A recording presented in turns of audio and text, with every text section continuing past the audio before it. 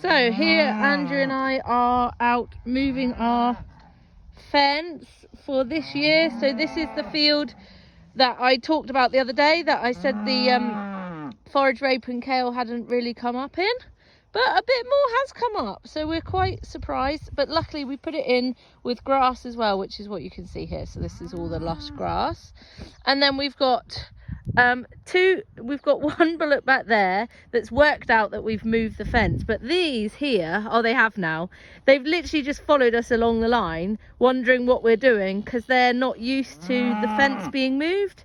So they hadn't worked out that actually we're giving them clean grazing. So this is what we actually want them to do this winter.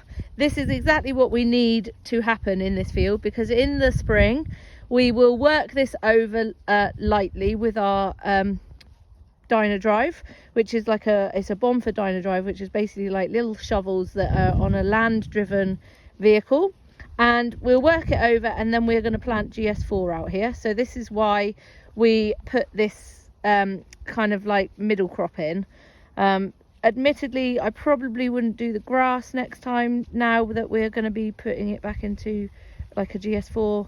I would probably just do the kale, maybe stubble turnips and rape as a mix rather than put in the grass, but that's okay.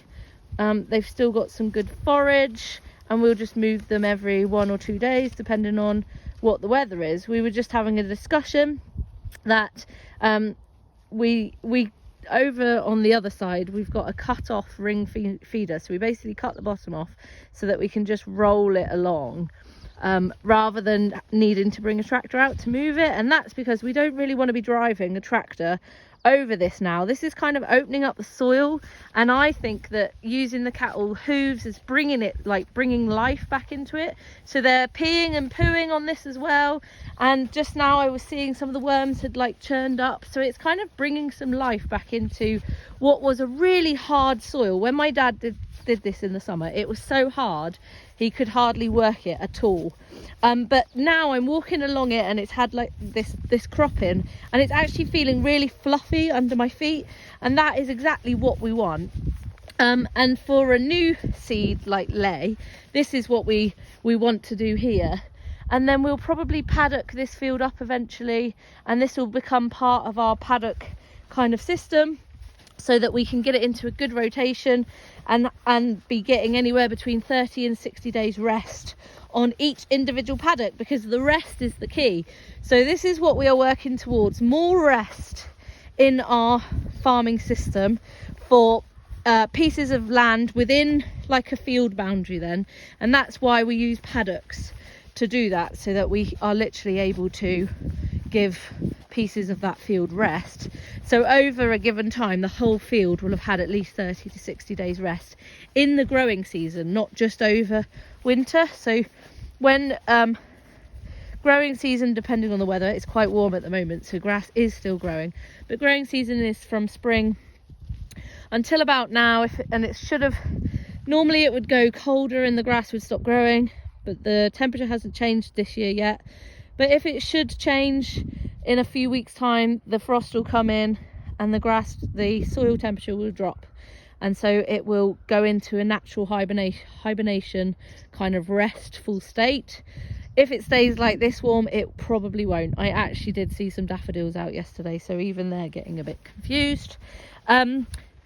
These cattle as well are from they weren't born this year, they were born in 2021, so they will be heading for our direct selling boxes or into the market next year in the middle of the year. So that is kind of like a little bit of a chat on our kind of winter grazing system, or a bit of a plan. Obviously these bullocks being kept out means that they're not indoors on straw, they're not on concrete, they're actually happier to be out here. They can get away from the weather because there's a hedge over there. That hedge over there is probably where they'll hang out when the weather comes in rough. And yeah, we'll see how it goes.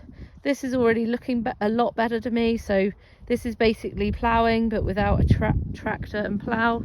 and because this is a flat field and there's no water courses anywhere near it, then the soil isn't going to run anywhere, because that's the other challenge you have.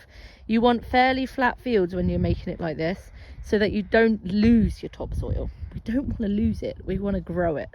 And in the future, then this will be less of an issue. This just won't need to happen as much, or if it does, the soil will be of such a structure that the sponginess will be back in it, so it won't be looking like that. Basically, this is what I'm trusting in the next few years, 5, 10, 20, who knows, but we can have these beliefs and visions for the place and just work towards it.